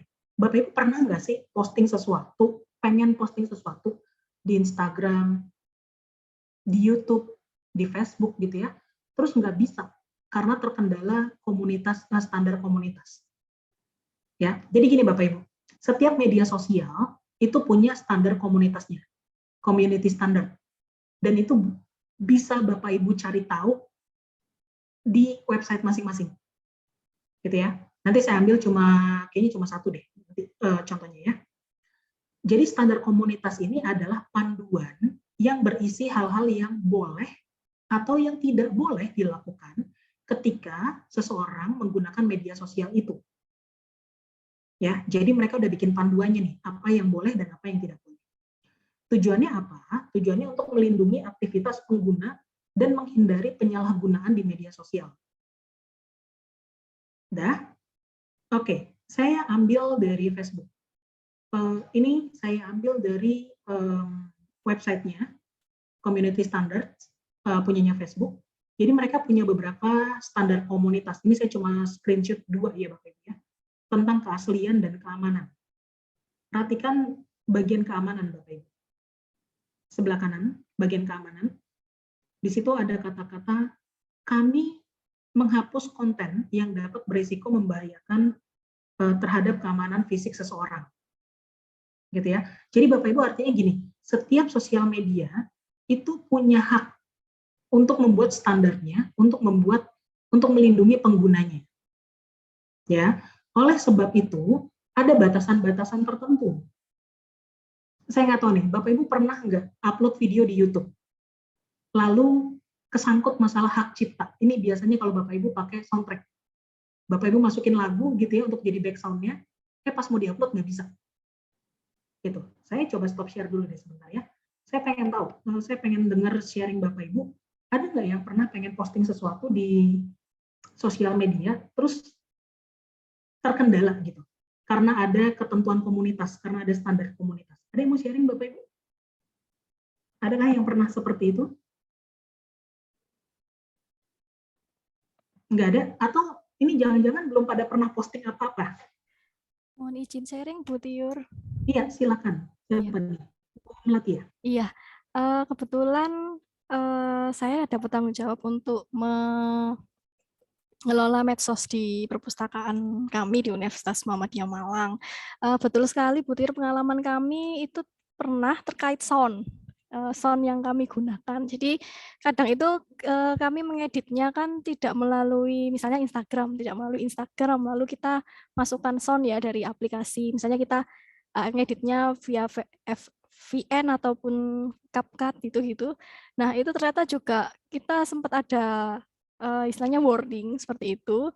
Akhirnya kami mengambil sound-sound yang memang tidak ada copyright-nya, yang istilahnya bebas untuk digunakan setelah itu. Itu pengalaman kami sih, Bu Tiur. Iya, Mbak boleh sharing nggak sound yang bebas copyright?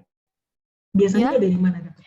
Seperti yang kayak di aplikasi itu kan ada pemilihan sound, kita mau pakai sound apa. Nah, itu yang kami pakai yang dari situnya, Bu Tiur. Seperti itu. Jadi kami tidak memasukkan lagu-lagu yang di luar. Misalnya kita kan bisa tuh upload juga lagu-lagu lain. Nah, kami usahakan tidak memakai yang lagu-lagu seperti itu. Atau jika memang mau pakai yang lewat pakai lagu atau misalnya pakai musisi tertentu, kami pakainya attachment-nya sound yang dari aplikasinya, entah itu dari Instagram-nya atau dari misalnya TikTok seperti itu. Terima kasih. Itu dua opsi yang memang sangat membantu ya Bapak Ibu. Yang pertama ya udah pakai aja lagu-lagu yang memang free copyright gitu ya. Ada beberapa dan ada beberapa situs yang memang menyediakan Bapak Ibu. Ada beberapa situs yang menyediakan background yang memang sudah free copyright, sudah dibuka lisensinya, itu maksudnya ya. Bukannya dia nggak punya hak cipta, dia punya, cuma mereka sudah buka hak ciptanya, lisensinya. Atau yang kedua ya pakai template, ya itu yang banyak sekarang di Instagram dan di TikTok ya Bapak Ibu. Udah ada template-nya, kita tinggal masukin video atau tinggal masukin foto-fotonya, gitu ya. Emang udah gampang banget deh sekarang bikin konten digital ya Bapak Ibu. Mungkin nggak kayak waktu kita zaman SMP, SMA ya Bapak Ibu. Bikin konten digital tuh setengah emput gitu kan ya, harus rekaman dulu lah, ngedit videonya, ngedit soundnya gitu ya. Sekarang banyak sekali template, banyak sekali aplikasi yang membantu. Terima kasih Bu Melati. Ada lagi yang lain Bapak Ibu? Ada nggak yang punya pengalaman nyangkut tentang standar komunitas? Iya, Bu Atin silakan. Baik, terima kasih Mbak Bu Tiur. Berbeda dengan Mbak Mel tadi dari Muhammadiyah Malang, kalau kami tidak menggunakan template, Bu, tidak menggunakan musik tapi tidak menggunakan template yang ada di Instagram karena kita mengunggahnya di Instagram. Namun kita rekaman, buat video, kemudian waktu itu kan acara live Instagram, kemudian kita unggah ulang menggunakan diedit dulu, diunggah ulang menggunakan lagu, namun itu kena banned gitu ya dari Instagramnya. Kemudian kalau untuk yang pribadi itu sudah lama, saya unggahnya sudah lama, namun beberapa tahun kemudian baru kena banned-nya dari Instagram gitu, Bu. Jadi memang lebih banyak kalau menggunakan Instagram maupun di TikTok itu menggunakan yang kena apa ya namanya, kena banned itu yang menggunakan lagu gitu ya, Bu. Bu Atin, saya baru tahu nih malah kalau udah beberapa saat masih bisa kena ban juga ya Bu ya? Iya, saya juga baru tahu. Jadi tahun ini itu saya unggah kurang lebih tahun 2018 kalau nggak salah. Itu akun pribadi ya, tidak akun perpustakaan, akun pribadi. Kemudian ada notif bahwa postingan ini kena harus diturunkan gitu karena diakses lagi atau harus di take down? Bagaimana Bu? Dampaknya videonya jadi nggak bisa diakses lagi atau bagaimana? Kalau waktu itu saya buka itu sudah nggak ada postingannya. Iya. Berarti di take down langsung dari YouTube-nya ya? Dari Instagram. Oh, Instagram. Iya. Berarti nggak bisa diakses lagi. Iya, tapi ketika saya lihat postingan mana yang melanggar privasi lah atau kebijakan atau hak cipta gitu, ternyata yang memang yang ada lagunya itu di feed Instagram gitu. Oke, terima kasih Bu Atin untuk sharingnya. Terima kasih Bapak Ibu untuk sharingnya. Jadi sampai sini semoga Bapak Ibu bisa memahami setiap media sosial itu punya standarnya masing-masing, gitu ya, punya ketentuannya masing-masing. Tujuannya cuma satu Bapak Ibu, melindungi gitu. Walaupun memang mungkin kita akan ngerasa, oh kok dibatasi, kok apa-apa serba terbatas, gitu ya. Tapi ya kita harus menghargai dan menghormati itu. Dampaknya apa ke kita? Setelah kita tahu bahwa setiap media sosial punya standarnya masing-masing, Bapak Ibu, jadi ketika kita membuat konten promosi, pastikan konten yang kita buat itu mengikuti. Ya, pastikan konten yang kita buat itu mengikuti standar komunitas dari di mana media sosial yang akan kita gunakan untuk promosi, gitu ya. Kalau Bapak Ibu mau promosinya di YouTube, ya ikuti standar ketentuannya. Mau posting di Instagram, ya ikuti standar ketentuannya, gitu ya. Oke, terakhir Bapak Ibu. Tadi kita udah bahas bahwa ada undang-undang yang melindungi bagaimana kita berinteraksi di masyarakat, gitu ya. Kalau tadi kebanyakan tentang pengguna, nah kalau kali ini tentang pencipta, Bapak Ibu. Ada yang disebut sebagai hak kekayaan intelektual. Ada yang menyingkatnya haki, ada yang HKI, gitu ya. Intinya begini Bapak Ibu. Setiap karya yang diciptakan itu dilindungi. Karena itu ada yang disebut dengan hak kekayaan intelektual. Hak kekayaan intelektual itu dibagi jadi dua. Ada hak cipta dan ada hak kekayaan industri. Kayaknya hari ini kita bahas tentang hak cipta, gitu ya. Bapak Ibu, silakan dibaca di modulnya nanti atau baca di screen sekarang ini. Saya share. Hak cipta itu adalah hak eksklusif bagi pencipta atau penerima hak untuk mengumumkan, memperbanyak atau memberi izin untuk itu dengan tidak mengurangi pembatasan-pembatasan menurut peraturan perundang-undangan yang berlaku. Jadi sebenarnya gini Bapak Ibu. Tadi kita udah bahas ada lagu nih kita pakai buat video kita kena ban oleh YouTube, misalnya seperti itu ya. Kenapa Bapak Ibu? Karena mungkin karya itu belum diizinkan oleh penciptanya untuk digunakan secara bebas. Itu contoh paling kecil Bapak Ibu. Ya, intinya gini Bapak Ibu, setiap karya yang diciptakan itu dilindungi haknya. Itu dibatasi penggunaannya sebenarnya. Jadi kita nggak boleh sembarangan, oh saya mau pakai ini. Apalagi kalau misalnya nih ada tulisan bagus gitu ya, terus kita main repost gitu ya, atau kita sebar-sebarkan. Nanti dulu Bapak Ibu, kita lihat dulu itu lisensinya udah ada belum? Itu sudah boleh belum untuk digunakan oleh orang banyak, gitu ya. Undang-undang yang mengatur tentang hak cipta adalah Undang-Undang Nomor 28 Tahun 2014. Jadi sekali lagi sudah ada dasar hukumnya, gitu ya. Sudah ada peraturan yang mengatur tentang hak cipta. Nah, terus kalau misalnya nih ada sesuatu yang bagus banget gitu. Misalnya Bapak Ibu ketemu tulisan yang bagus banget gitu ya. Lalu Bapak Ibu pengen itu diposting atau dipublish. Gimana nih caranya supaya kita bisa menggunakan karya yang sudah punya hak cipta? Bapak Ibu harus memiliki lisensi. Minta izin gitu ya. Lisensi itu adalah pemberian izin kepada pihak yang akan menggunakan sebuah karya. Ya. Oke. Bapak Ibu mungkin pernah dengar perdebatan gitu ya. Orang cover lagu di YouTube diposting itu melanggar hak cipta apa enggak? Nah, ini kalau mau dibahas memang nanti akan jadi pembahasan yang cukup panjang gitu ya Bapak Ibu ya. Tapi intinya balik lagi ke sini. Bapak Ibu silakan pelajari Undang-Undang Nomor 28 Tahun 2014 ini tentang hak cipta. Tidak semua karya, tidak semua lagu, tidak semua karya tulis atau tidak semua buku gitu ya bisa dengan gampangnya kita perbanyak terus di-share. Perbanyak terus diposting. Nggak bisa begitu Bapak Ibu. Ada aturan-aturan yang mengatur hal itu semua. Untuk itulah muncul organisasi non-profit yang namanya Creative Commons. Ya, CC, kalau Bapak Ibu pernah dengar gitu ya. Ini adalah organisasi non-profit yang berupaya menyediakan perangkat legal dalam aktivitas berbagi konten secara daring maupun luring. Ya, tujuannya adalah untuk mendukung dan memungkinkan para pencipta mengizinkan. Nah, ini nih Bapak Ibu ya, ini yang saya maksud tadi lisensi tadi ya. Mengizinkan pemakai secara umum terhadap ciptaan mereka tanpa bergantung pada konsultasi hukum. Loh, kok ada konsultasi hukum? Balik lagi ke sini Bapak Ibu. Karena hak cipta itu dilindungi oleh undang-undang, makanya perlu dipelajari dulu. Mana nih yang boleh saya perbanyak? Mana nih yang boleh saya pakai? Gitu ya. Bapak Ibu, silakan dibaca di modulnya, itu sudah banyak penjelasan tentang sisi. Yang saya mau, nah ini mungkin kita ke sini deh ya. Ada 4 fitur lisensi Creative Commons. Nah ini yang perlu Bapak Ibu pelajari. Ketika Bapak Ibu misalnya mau ambil kutip sebuah buku, atau Bapak Ibu mau ambil sebuah video, atau sebuah lagu gitu ya, coba cek dulu sisinya. Di YouTube itu udah ada tuh, kalau misalnya Bapak Ibu cek, videonya udah ada sisinya, oh berarti dia udah boleh nih dipublish, udah boleh digunakan untuk kepentingan umum, gitu ya. Walaupun tetap ada 4 hal yang perlu diperhatikan. Ada yang simbolnya DY, NC, ND, dan juga SA.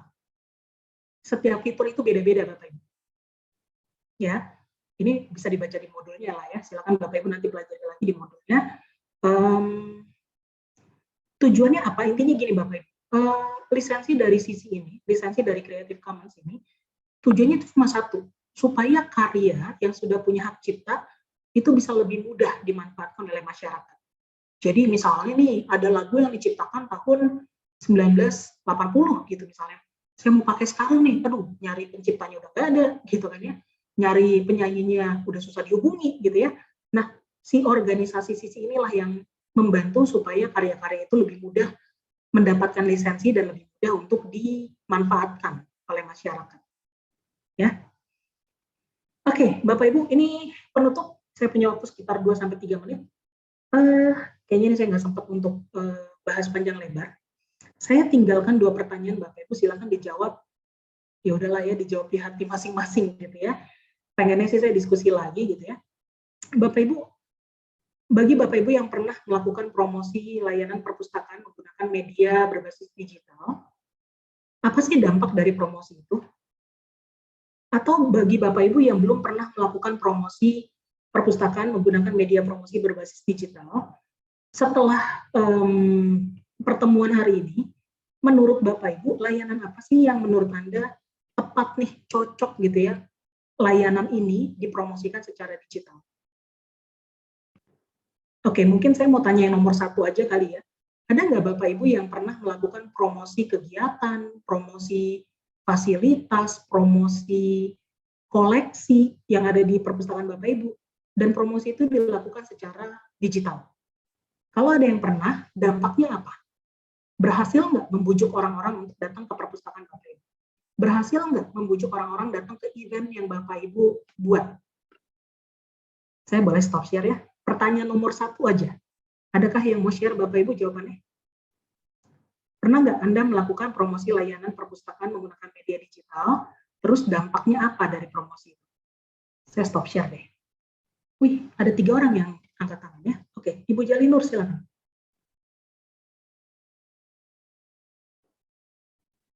Ya, Bu Jalinur. Boleh di-unmute, Bu?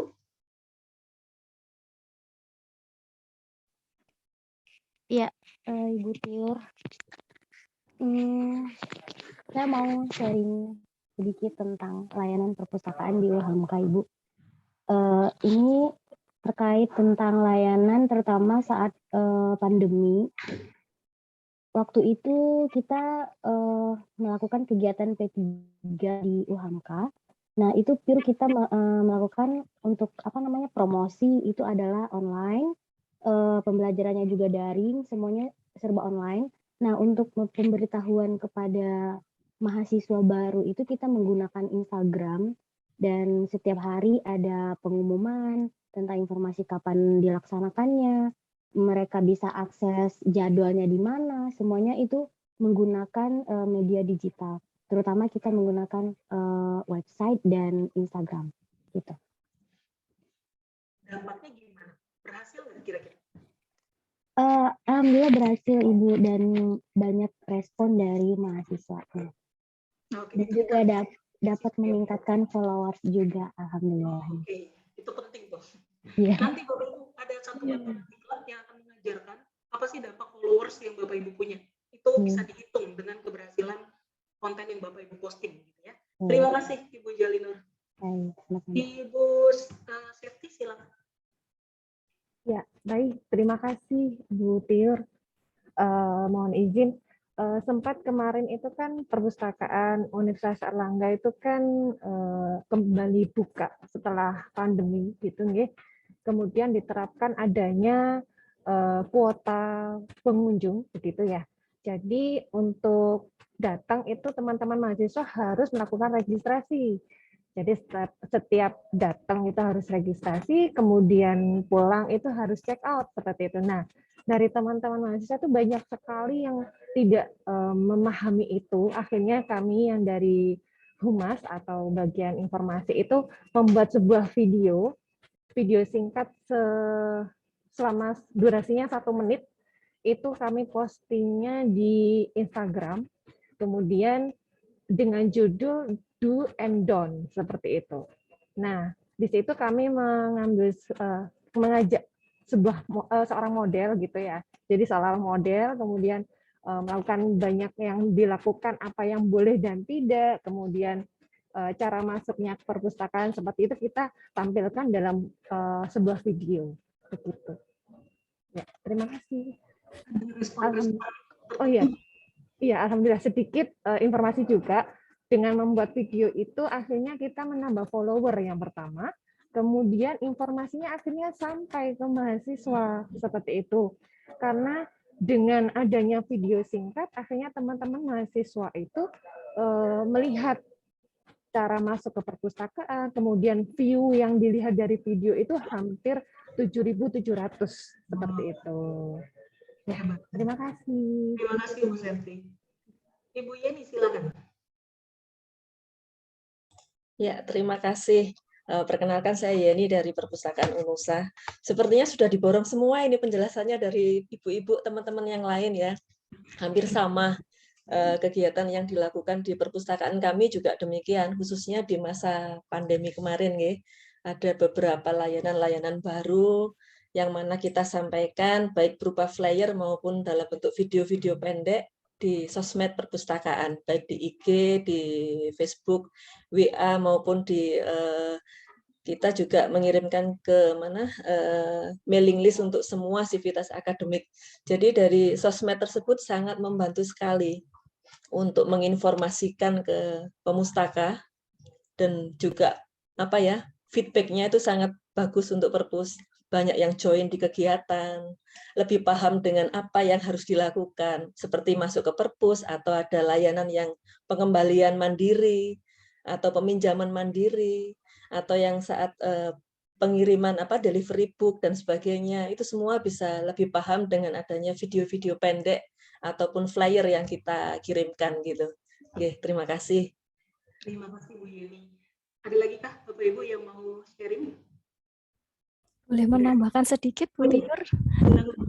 Ya, untuk pengalaman kami juga, selain memanfaatkan medsos yang kami unggah di akun perpustakaan, mungkin di setiap kali kami unggah itu kami selalu tag humas atau medsos utama dari universitas kami. Jadi sehingga misalnya dari yang mengakomodir posting-posting itu kan dari pihak humas ya. Jadi kami tag akunnya UMM kampus ya, akun utama kampus kami, dan nanti itu di-repost oleh pihak humas dan itu lebih banyak feedbacknya, luar biasa kalau pengalaman kami. Seperti itu Bu Tiur. Terima kasih Bu Melati. Tadi ada satu lagi deh yang present, Ibu siapa? Rini ya kalau nggak salah. Iya Bu Tiur. Terakhir ya Bu Rini, silakan Bu. Mungkin mau menambahkan saja, kalau dari teman-teman yang lain, biasanya saya Instagram saya ngikutin akun-akun pejabat penting juga kalau di tempat kami. Jadi waktu itu ada kepala Bapelitbang sempat komen ya kan. Akhirnya saya DM lah dia untuk nambah anggaran di perpustakaan. Jadi manfaatnya seperti itu di tempat kami. Oke, terima kasih Bu Rini. Bapak Ibu itu ada peraturan tersendiri sebenarnya tentang mengetag gitu ya. Boleh nggak sih kita tag orang-orang tertentu gitu kan ya? Yang pertama ikuti kebijakan lembaganya, kalau itu beda instansi ya Bapak Ibu. Tapi kalau tadi kayak ada beberapa dari Bapak Ibu yang tag organisasi induknya gitu ya atau kampusnya, ya mungkin itu nggak apa-apa ya. Tapi kalau beda lembaga, beda kementerian misalnya atau beda dinas gitu ya, mungkin itu perlu dikoordinasikan dulu gitu, boleh atau tidak gitu ya. Lalu yang kedua, ini yang mungkin banyak orang bilang sebagai blessing 2 tahun lebih ini, ternyata kita mau tidak mau dalam tanda kutip dipaksa segera merubah gaya hidup ke gaya digital, gitu kan ya Bapak Ibu ya. Sebenarnya saya sendiri background saya dari dunia pendidikan Bapak Ibu. Sebenarnya wacana tentang sekolah online, tentang kuliah online itu udah ada dari tahun 2010. Kalau Bapak Ibu yang berkecimpung di dunia sekolah, di dunia kampus, wacana itu sebenarnya udah ada dari tahun 2010 ya. Tapi perjalanannya kok lambat kok nggak ada perkembangannya lambat gitu ya. Tiba-tiba pandemi menghantam dan mau tidak mau kita harus tetap menjalankan kegiatan kita gitu ya. Anak-anak harus tetap dapat pendidikan, mahasiswa tetap harus dapat pendidikan, perpustakaan harus tetap melayani, mau tidak mau kita shiftingnya lebih cepat. Benar ya Bapak Ibu ya? Bapak Ibu yang dulunya mungkin perpustakaannya seumur-umur nggak punya akun Instagram gitu ya, tiba-tiba sekarang punya. Ada kontennya lagi, produktif lagi, tiap minggu bikin konten gitu ya Bapak Ibu ya. Mau tidak mau memang kita bergerak ke arah sana. Nah, semoga Bapak Ibu yang akan Bapak Ibu jalani sepanjang perjalanan diklat ini bisa membantu Bapak Ibu lebih produktif lagi dengan aturan-aturan yang benar gitu ya, dengan ketentuan-ketentuan yang benar, sehingga harapan kami dimanapun Bapak Ibu bertugas, perpustakaan apapun yang Bapak Ibu layani gitu ya, tetap bisa melayani masyarakat dengan maksimal. Mau pandemi kek, mau nggak pandemi kek, mau ketemu secara langsung kek, atau mau memberikan layanan secara virtual gitu ya, tetap bisa melakukan pelayanan secara maksimal ya. Mungkin itu saja dari saya hari ini Bapak Ibu. Senang sekali saya bisa membuka rangkaian diklat ini dengan mata diklat yang pertama, dan saya melihat antusiasme Bapak Ibu luar biasa sekali. Semoga ini terus berlanjut sampai diklat-diklat berikutnya ya Bapak Ibu ya. Saya yang jam 1, yang diklatnya jam 1 aja Bapak Ibu sesemangat ini, apalagi yang besok-besok di sesi pagi gitu ya, semoga lebih, kalau orang Bandung bilang teh lebih cenghar gitu ya, lebih seger, lebih semangat gitu ya. Walaupun di sini saya lihat Mas Dirto pesertanya belum lengkap semua ya, mungkin Bapak Ibu bisa sambil saling mengingatkan teman-temannya kalau udah ada grupnya, untuk pertemuan berikutnya bisa hadir semua, itu lebih baik sih. Terakhir dari saya Bapak Ibu, seperti yang tadi saya bilang di awal, tidak ada tugas-tugas gitu ya, tapi tetap harus ada tes formatif. Jadi untuk mata diklat ini ada tes formatif yang harus Bapak kerjakan, itu baru bisa dibuka nanti jam 3 ya, tes formatifnya baru bisa diakses jam 3 sore, dan saya beri waktu 24 jam, jadi ditutupnya jam 3 sore besoknya gitu ya Bapak Ibu ya. Lalu Bapak Ibu punya 2 kali kesempatan untuk mengerjakan, soalnya pilihan ganda. Bapak Ibu punya 2 kali kesempatan, dan yang diambil adalah nilai tertinggi. Jadi silakan Bapak Ibu gunakan kesempatannya semaksimal mungkin gitu ya, untuk mengerjakan tes formatif ini. Jangan lupa dimulai dari jam 3 hari ini, ditutup jam 3 sore besok juga, waktu Indonesia bagian Barat Bapak Ibu ya. Sekian dari saya, mohon maaf jika selama menyampaikan materi terdapat kekurangan atau kesalahan ucapan. Semoga apa yang saya sampaikan bisa bermanfaat bagi Bapak Ibu sekalian. Terima kasih banyak Bapak Ibu. Saya akhiri. Wassalamualaikum warahmatullahi wabarakatuh. Salam sejahtera bagi kita semua. Salam sehat ya Bapak Ibu ya. Sehat-sehat semuanya ya. Saya kembalikan ke Mas Dirto.